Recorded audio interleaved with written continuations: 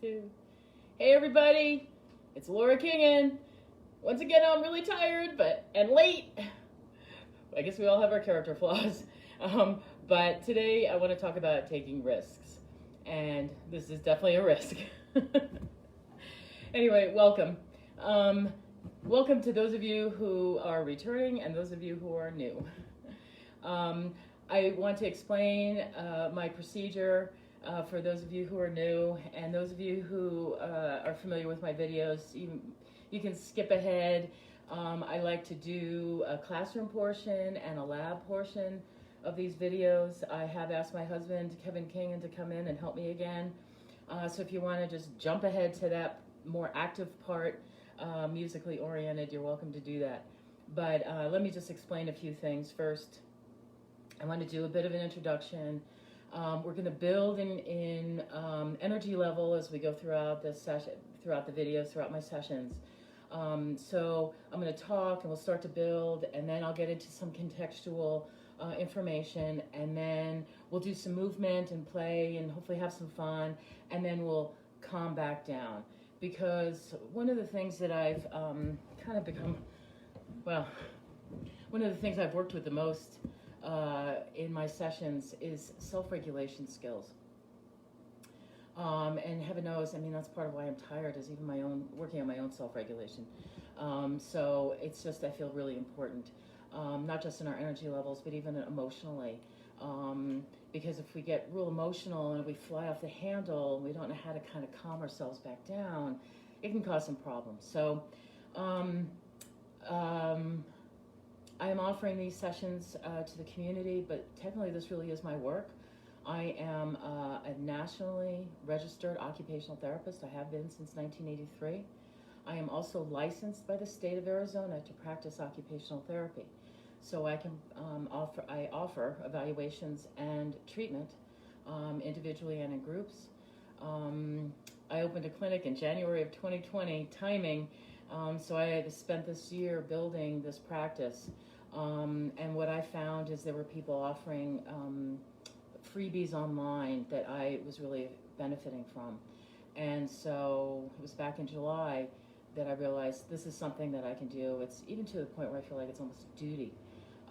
I've developed these different kinds of skills, and dun, dun, dun. I've developed some skills, particularly in the mental health arena, that I think we're really struggling with these days. And so if you look over the course of my videos, I've been developing a catalog, hopefully of some useful information, but also some practical information. As an occupational therapist, we use activities as our main treatment modality. We evaluate and then come up with a treatment plan of prescriptive activities. I'm not a counselor, but we use activities to help remediate any kind of issue that might be interfering with one's functioning or their quality of life. I'm not going to get into a lot of theory today. I've picked this topic. I want to talk about some things about risk, and then we'll get into some movement and some practical application that you can go back and review over and over again, that hopefully you'll be able to utilize to help kind of just move energies and help yourself during these times. The best way to really reach me is through Facebook. I have a web page, but I don't really use it that often. But if you go to Facebook at SSIFB, the name of my business is Sensory Solutions, Inc. So I've been trying to just use SSI in front of things like SSI TikTok and SSI Twitch and SSI Tube on YouTube, SSI Tube. My phone is kind of dying, and truth be told, I mean, it's tight. I've been working on developing this my practice through this telehealth. I do have secure electronic medical records system online, but it's tight, and so I'm offering this, but I certainly welcome donations. the relief monies are not coming in quick enough. So if you guys are willing, I'd appreciate it. You can, I'm connected with Google Pay and Cash App. The Cash App is under Sensory Solutions Inc. But the Google Pay, just look for my name and you can just put in whatever monetary donation you want. I'm really kind of at your all's mercy. You know, so many people have such limited money these days, so I'm trying this way out. So as far as any other kind of details I want to pass along, keep in mind that there is a movement portion with this, and so there's risk involved with anything. Please, if you do engage in any of these suggestions that I offer, do that at your own risk. Please take responsibility, be safe. So I offer this freely to you all. What else? I suppose I guess we can just kind of move right into the topic. And that is risks. Taking risks or not.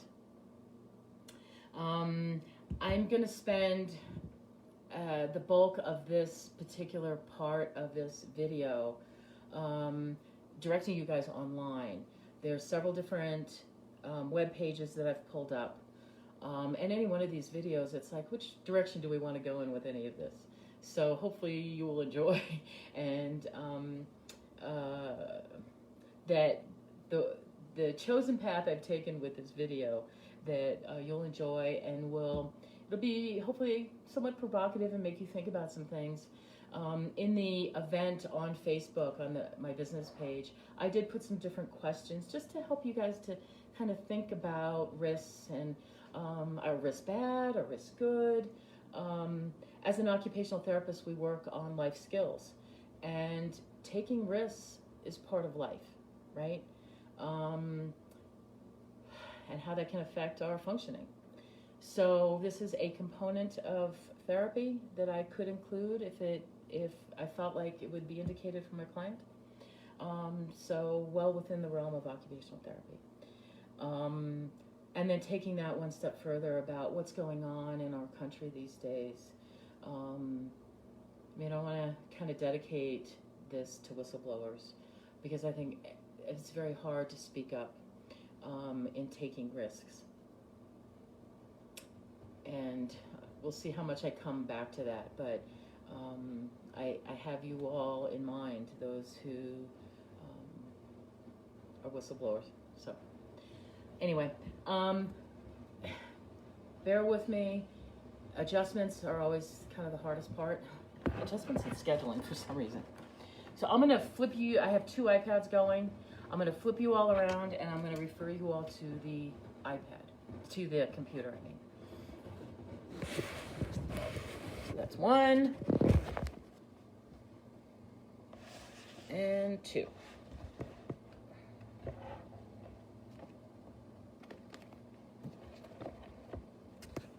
Oops.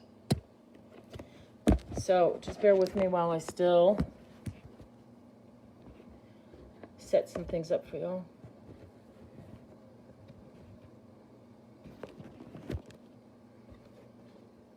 Hopefully you won't see how messy my desk is. A little bit longer. Whoops, I don't think I'm going to do that.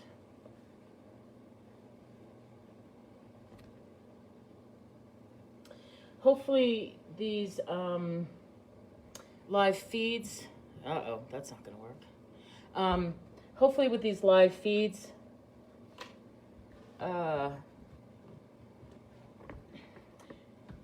you're close enough to the computer to see what I'm trying to do here. So I apologize, everybody. It's always about logistics here. And there we go. See? Okay. You guys, and I don't know about this iPad so much. Okay.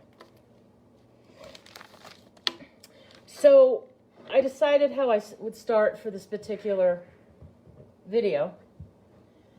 It's just to go online and see what's online about risky behavior.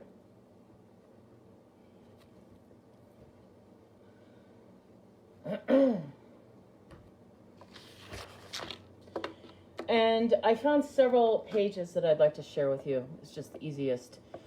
This is at Springer link, or link.springer.com. And on these resources, on my YouTube and Facebook pages, I will document these different links so you can find them there. So under this particular page, now this is definitely like a really long, involved kind of definition. But I decided to go ahead and keep it, and we can work with it. Risky behavior or risk-taking behavior is defined according to Trim Pop in 1994 as any consciously or non-consciously controlled behavior with a perceived uncertainty about the outcome or possible benefits, or for the costs of the physical, economic, or psychosocial well-being of oneself or others. Now that seems like a really long kind of a clinical definition. But a little farther down in this, it talks about, this is Turner in 2004 described risk-taking behavior as either a socially unacceptable volitional behavior with a potentially negative outcome in which precautions are not taken, such as speeding, drinking, driving, drug use, unprotected adult activities, etc. Now, whoops. It also talks about monetary outcomes. And in some of the other information that I was researching, when I looked at risk, matter of fact, you can even see over here in some of these definitions, a lot of the first thing that came out about taking risks was about money. But what are some other kinds of risks that we take? Some risks that are helpful, good risks, could include like getting married, deciding to have children, deciding on a house or a particular line of work. So there can be good risks and some challenging risks.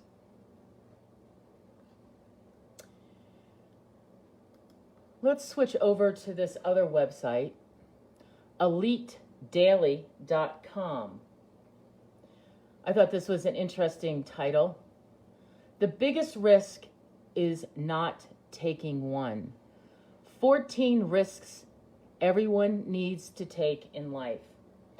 And so I'm going to go ahead and kind of just belabor the point here and go through. I'm going to use this really kind of as the bulk of what I wanted to talk about as far as the classroom part of this.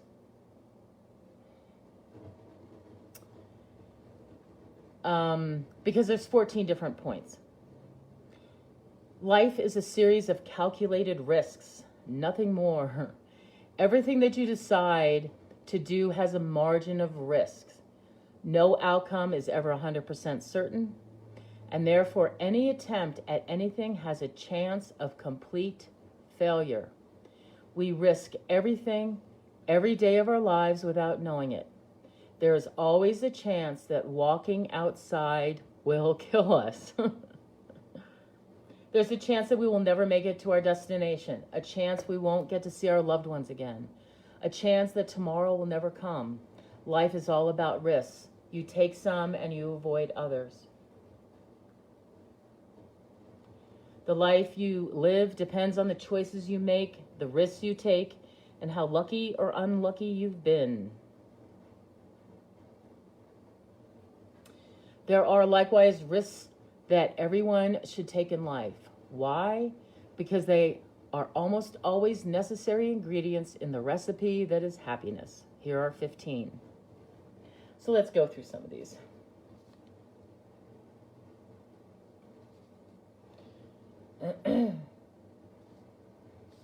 Just bear with me.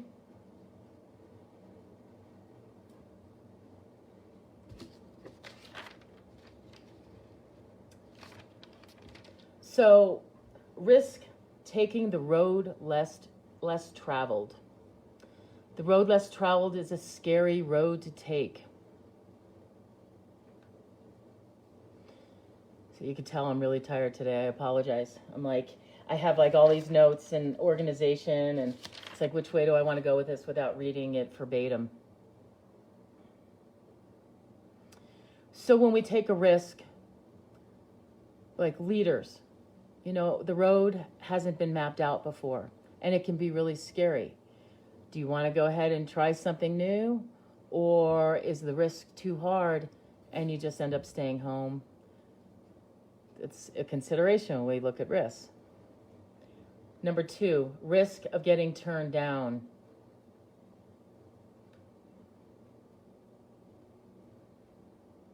If you don't ask, then you won't be answered. If you don't ask, then you're basically still getting answered no. But you yourself are removing any chance of receiving a yes.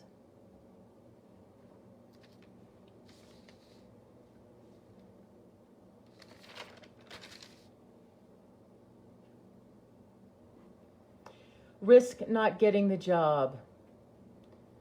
We won't always be the best qualified, smartest, brightest,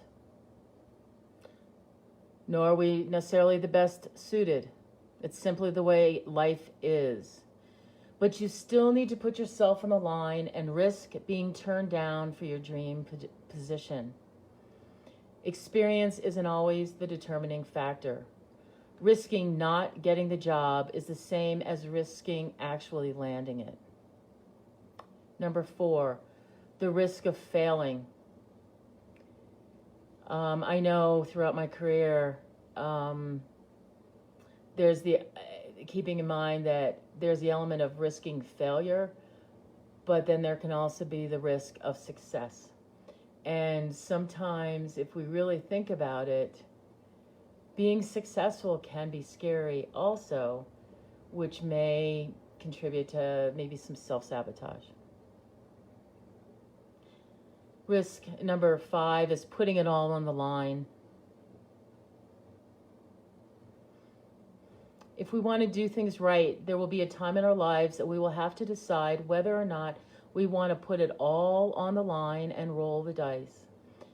The author's suggestion is to do so and do so earlier in life. The later you risk losing everything, the more difficult it will be to bounce back. The biggest rewards often require the largest risks.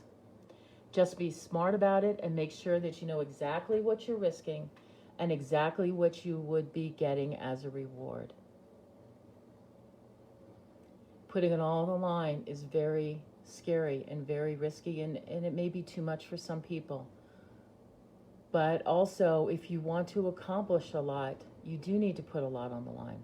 It takes a lot of energy. I talked about it last time about amping up. It takes a lot of energy to do big things. I'll leave that at that. Number 6, risk missing out in order to achieve something greater. I thought this was interesting, talking about some of the different generations on how we don't want to, we're younger, we don't want to miss out on things and get-togethers and all that. We're afraid that staying in and getting some rest will make us miss out on something huge and life-changing. But think about this. If you've been making sure that you haven't missed out on anything for years, how many of those experiences actually made a positive change in your life? So sometimes we may need to reel things in, making an investment for a risk and, more of our long-term planning in our life. Number 7, risk that person not saying, "I love you too." It gets into betrayal and abandonment and rejection, And then number 8, risk making a mistake. Mistakes, this is a really interesting comment. Mistakes need to be made if you want to succeed in life. It's how we learn. If you're not making mistakes, then you're not trying hard enough. In other words, you're not living enough, which I think is a really interesting comment. Risk making those mistakes because they are the things that make our lives interesting enough to read about. You know, maybe a goal in our life is to have a good life story, you know. Doesn't necessarily mean you've made it 100% of the time, that you were right and zipped on through, but you've learned from your mistakes. But it's a risk. Risk, number 9, risk losing friendships. Friendships can be great, but they can also be restrictive. I know families can be restrictive also.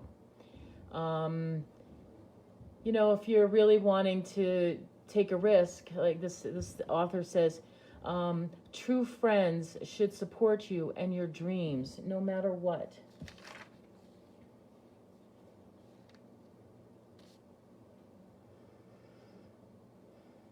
Friends should understand that you may have to distance yourself a bit more and then work together to keep the friendship alive, even if you don't see each other half as much. You know, true friendships, I mean, it's a risk with friendships as a whole, but a true friendship should be able to honor one another. And, you know, if you're coming from your heart, true friends should understand that and give you that space to do that. But it's a risk, right? It's a risk of maybe losing out on some of your needs, but then a risk if you don't, you know, give that other person some time and space, then do you risk that friendship or that care? You know, risk is hard. Number 10, risk not being good enough. There's always a chance that you won't be good enough. But again, isn't that something that you'd like to know?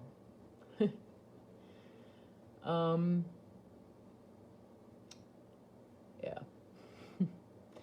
This is important information to have because it informs you how much more work you need to put in before you can succeed. But you will never know if you're good enough if you don't risk not being good enough. So it's kind of like, you know, you got to put forth something to get something in return or to get feedback or to help you through something. Number 11, risk launching too early. This is a little more of a business perspective. The perfect anything depends on feedback that you receive from others. This feedback only comes after several iterations of testing. If you wait too long to launch, then you are missing out on critical learning. The truth is that nobody comes out with a perfect product or service the first time. And when there's monetary value involved, it can be incredibly risky. Number 12, risk putting yourself out there and being judged. Number 13, risk admitting that you don't know. This is actually a really big one for me in the sense of I think I really admire when I hear people say, I don't know. And you can tell sometimes when people are just trying to like feed you a line. But I think my feeling is that people who admit I don't know are at least being more honest. Number 14, risk opening up and being vulnerable. When it comes to relationships, opening up and revealing your full, true self is necessary. The author says it's a requirement of love, I'm afraid. If you don't open yourself up and make yourself vulnerable, then your partner will never see the real you and therefore will never be able to love you for the real you. You have to risk it all to have it all. You have to risk giving yourself fully to the person to whom you love if you want to experience the deepest level of love possible. So I thought that was like really interesting. But if you guys bear with me, I just want to kind of look through my notes because I think that there's I want to make sure I got all my comments down.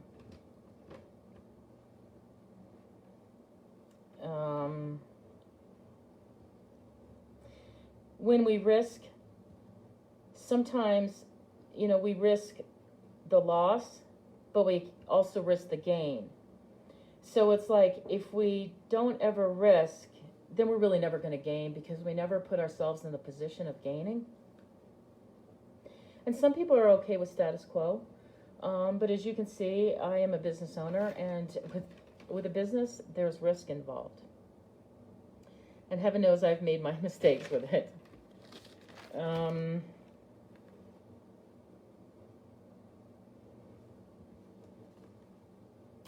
Back when in the 80s, I remember that there was a book I enjoyed. I liked the cover. And the title of the book was, What You Think of Me Is None of My Business. And while I think we do need to take into consideration socialization, what other people do, we do need to take some of that into consideration. But really, if we allow that to the point where we're making decisions for ourselves based on what we think other people want for us, then who are we really living our lives for? And I think that that's kind of the segue point, and a big reason why I wanted to present this in the first place is about truth. We've lived through this time of fake news, and what is truth, and how do we find truth? And there's a real risk in that, especially when we're feeling like social pressure to conform in a certain way.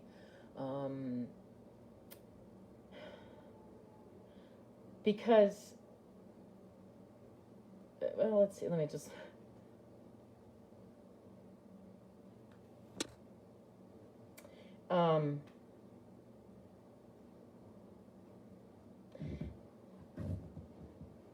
I'm just going through my notes and making sure I'm covering all the things I wanted to cover.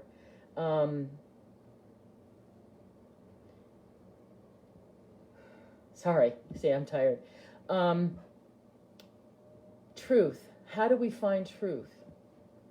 And it seems kind of sad and so backwards that we actually are so kind of lost in what is truth anymore, that it's now become fake news. And so I hope that certainly some of this effort in this presentation will help you all and encourage you all to take some risks, healthy risks, knowing that there could be some loss or some mistakes, but that you can find within yourself enough sense of truth that you're willing to take a risk for those things that are important to you. And why is it hard? What is some of the risky parts about it? You could be judged. You could be embarrassed. You could be wrong. There could be safety issues. You could have an accident. And people could see your true colors. And it could cause some rejection. But on the flip side, if you do see somebody taking a risk, and you feel like it is coming from their own heart, let's support the whistleblowers and the risk takers, because we're coming into a time, we are now in a new era, where those things in the past may not work anymore. And we're going to need to come up with some new things. Like, for example, climate change. There's going to be some really important things that are going to need to happen, I think, for the survival of our species. So anyway, just a big shout out to those of you who are trying some new things. And on that note, okay, bear with me here. I would like to do a big shout out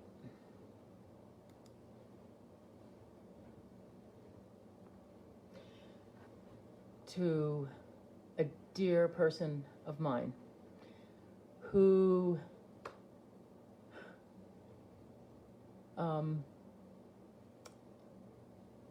has taken a huge risk and has created music and art and has posted and has now made it available on this larger platform in the world. So this is in part from me to all of you. What a lovely gift this is. So thank you to Spencer Vanderveer. It is a personal little bit of a personal promo. He is the bass player of the band that my husband is in, the Vanderveer Breaks. But I want to point this out because he is a risk taker. My husband's in a band. I mean, it's hard enough for those of you guys who are in a marriage or in a relationship with one other person. But now my husband's brought in 2 other men. And what a lovely gift. It's a risk with anything, right? But to have people who are willing to open their heart up, be an artist, try something new, and then all the issues around relationships and the rehearsals and all. I have incredibly high regard for Spencer Vanderveer, for my husband Kevin Kinghan, and for Eric Carafino, who is the guitar player in the band. Eric has been doing, producing a lot of things, and you can find him on YouTube and on Facebook. Spencer has also on Instagram. There's social media for these guys. Heaven knows music is really so important, and I'll move through here and finish this up, and we'll get to some music here. But I just wanted to acknowledge these 3 men, Spencer here, for like a thank you, a shout out. Thank you for taking risks and being leaders. Because as we go forth in this next period of time, we're going to need the risk takers. So kudos to the risk takers. So on that note, let's segue into which way is she going to go with this. I found this lovely website, artsandculture.google.com, The Surprising History of Dragons. So I thought what we could do is just go through a little bit of some imagery of dragons. Now, I grew up in the Northeast, and I was not raised around dragons. In fact, when I was even starting to do some research on dragons, the first information that I was finding is like, dragons are these evil, dark kind of creatures. And it was like, wow. And I found that surprising because my experience, my exposure to dragons, I spent a lot of time in Los Angeles, California, and with some Asian friends. And the sense of dragons was much different. Like this particular web page says, whether it's a terrifying monster terrorizing humans in a legend or a beautiful motif used for decoration, dragons play a big role in mythology, books, and art, and are probably some of the oldest examples of the mythical beast in existence. Are dragons mythical? Are dragons real? What is it about dragons that are just so interesting? I mean, there's ancient dragons. There's dragons in all kinds of these art forms, these old art forms. It's interesting, this talks about Persia and Muslims. And, you know, I wonder, were dragons... let me backtrack. You know, there's a reason why I want to correlate dragons with risks and truth, because my sense of what dragons are those beings that hold purity and truth. And so those of us who like to cater to our dark impulses may be the driving force to depict dragons as evil and dark, because I believe dragons are, how do I want to say, powerful creatures of truth. They hold up truth. But I know very little about dragons. In anticipation and preparation for this video, this last week on Facebook, I was asking friends about dragons and was curious. And a lot of people shared pictures of dragons that they have around their houses. I'm just going to talk as I show you some of this imagery so you can get a look at some of this. And I was asking, you know, what are some of the things about dragons? And so people were chiming in, but it still feels like kind of a bit of a nebulous kind of a thing about dragons.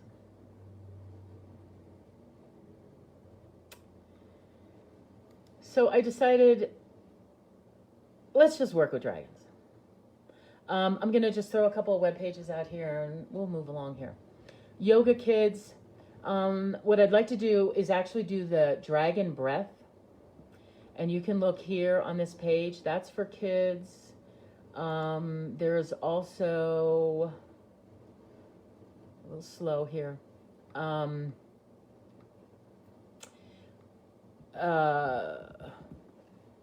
This particular web page talks about breathe fire like a dragon. And there's actually a video. It's a short video, and it also explains dragon breath. We're going to do this. And then one more web page, spiritrisingyoga.org. This actually really gets more into the breath of fire. And I want to point this out. I am not a yoga teacher. I am not certified in yoga, but I think yoga is some of the best medicine. I love yoga. And as an occupational therapist, working with breath and physicality is well within my realm. But there are some precautions with this. And that's why I want to point this particular webpage out. I think they do a really great job with the precautions. And so heed caution with this. Be safe. And if you want more guidance, very specific with breath and yoga, I would refer you to a yoga teacher. But some generalities, certainly you can work with me. I want to point out, I'll walk you through this, but what I want to point out, the restrictions for doing this is if you're pregnant or if you're a woman and pregnant or at a certain point in your cycle, you should substitute long, deep breathing. If you feel dizzy, you should stop and just breathe normally. If you start getting dizzy, just back off. If you have hypertension, heart disease, or suffer from stroke or seizure disorders, this could be aggravating or it might actually help. So just use caution. Also with acid or heat-related gastric issues, such as ulcers, be careful. The reason why I wanted to do this breath of fire is because I really do believe in the power of dragon, that I think dragon holds truth. And I have chosen to go this route today to help see if we can facilitate really the energy of dragon within us. So I want to use some breath work, and then just do some movement where we move around and actually call upon our own inner dragons, if that's even something that you might be able to consider. And let's play, and let's just play and be dragons for a little bit. I'm gonna leave, let's see. Okay. So I'm gonna resituate.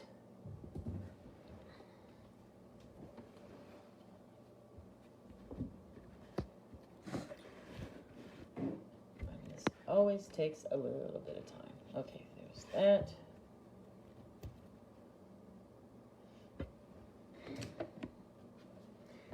So we'll take a little bit longer, everybody.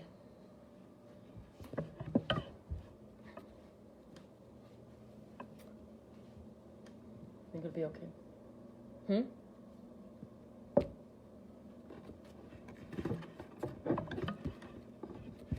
Hang in there with me. Yep, there goes one iPad.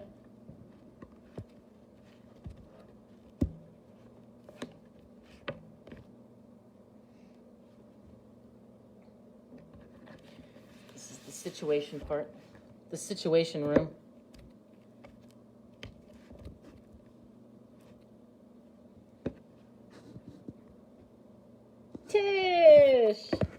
No cake. We gotta move. Love you, girl.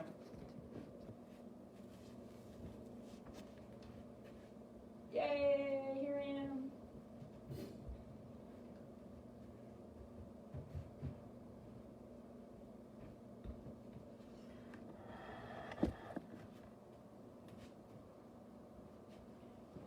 Okay. Well, this is the best I can do. Situate you guys just a little bit more. And then that way you can see me. I'm going to sit on the couch and we're going to do this dragon breath just a couple of times. And then I'm going to get up and we'll do some movement. And we're already probably, 40 minutes into this. So I'm thinking like, 5, 7, 8 minutes. We'll do some breath work, do some movement, and then we'll just calm back down. I was thinking I would do a meditation, but I think that's going to be too much. Well, maybe I'll do it. We'll just see where we go with this. So get in a comfortable position. And for this, I found putting my hands on my belly is helpful. Get your feet flat on the ground if you can. So this is the dragon breath.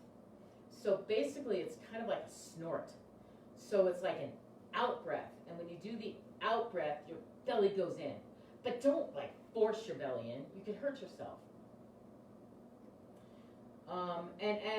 So you breathe out, you snort out, and then you should naturally let a light breath in and then we snort out again. And we'll do that a couple of times. And then we'll do the dragon breath, like in the kids' video. I don't know how well you can see that. I've got it on the screen. Where it's going to be like a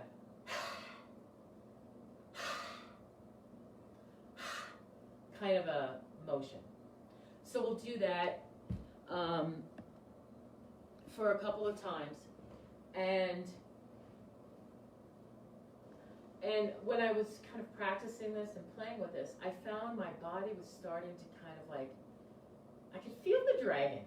There's a reason why they call it dragon breath. So play with this, move. I'll do a little bit of talking, but I really want you all to just have your own experience. I'll make a few suggestions, but just play with this.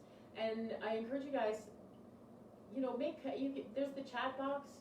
I welcome you guys to make comments and suggestions. And there's so much we can talk about with risk. But I just thought this was a good introduction, and hopefully you guys can have some fun with dragons. And it was really interesting. When I was preparing for this, hadn't even put it together that Gong Hei Fat Choi, Happy New Year, Happy Losar, Tibetan New Year. We're moving into this new moon, so there's going to be a lot of dragons around this week, honoring Chinese, Tibetans, those who honor that New Year cycle. So a shout out to all of you. So enjoy the dragons, enjoy this movement, and let's go on. Okay. Hand on your belly, hands on your belly. I'm going to breathe in like that, okay? Now, I'm going to try to do this with my mouth closed. I am not a proficient breath work practitioner, but breath work is really powerful. And the yogic traditions are well versed in different types of breathing. So this is just one of those. So I know some things. I offer it to you. Okay.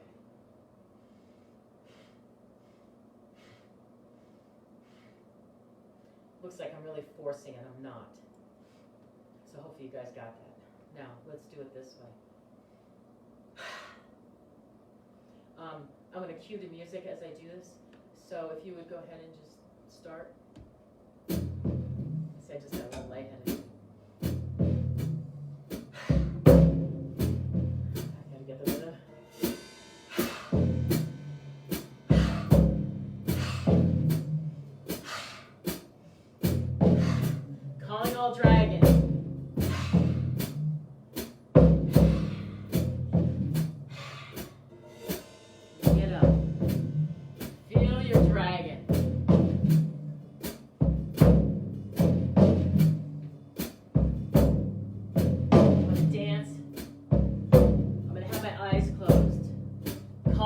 dragons.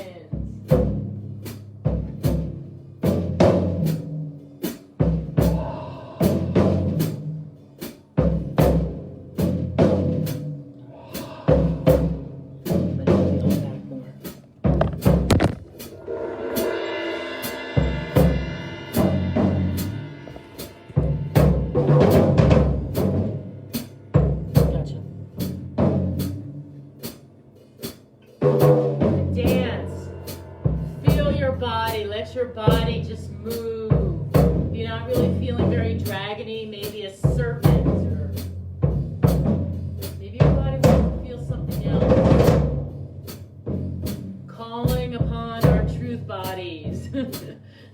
Calling upon courage. I feel a little awkward moving my body. You can see it. It's okay, it's where I'm at. It might be where you're at too. I have a feeling there's some dragons out there that I better.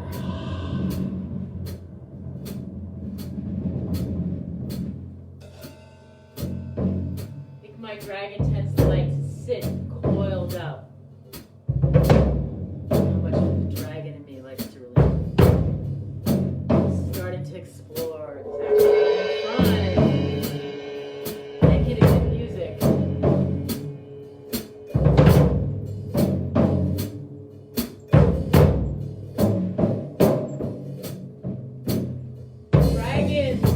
Dragons are often depicted in circular fashion. Dragons protect the waterways.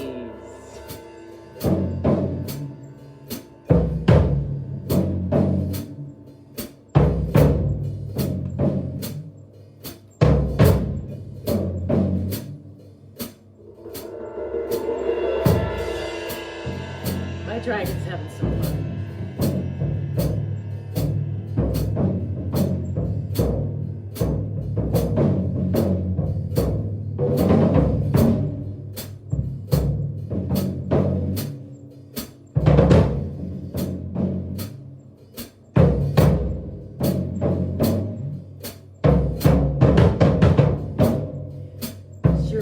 Your dragon have fire?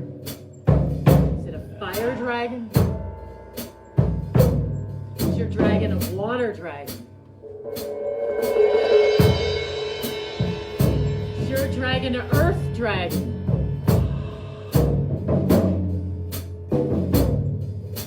Is your dragon an air dragon?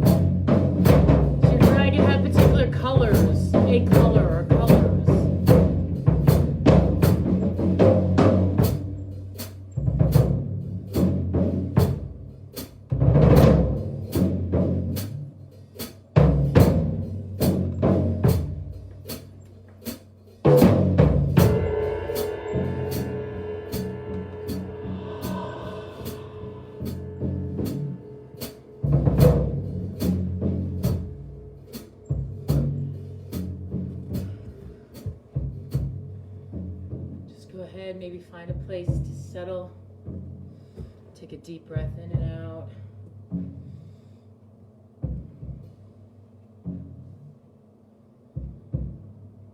Just let your dragon settle. Your dragon just had a nice workout.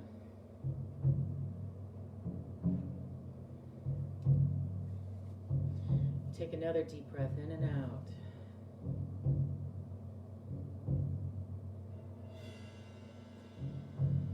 Do is put your hands out offer your dragon something to eat. What would you feed your dragon? See if you can see what's in your hand and offer to your dragon.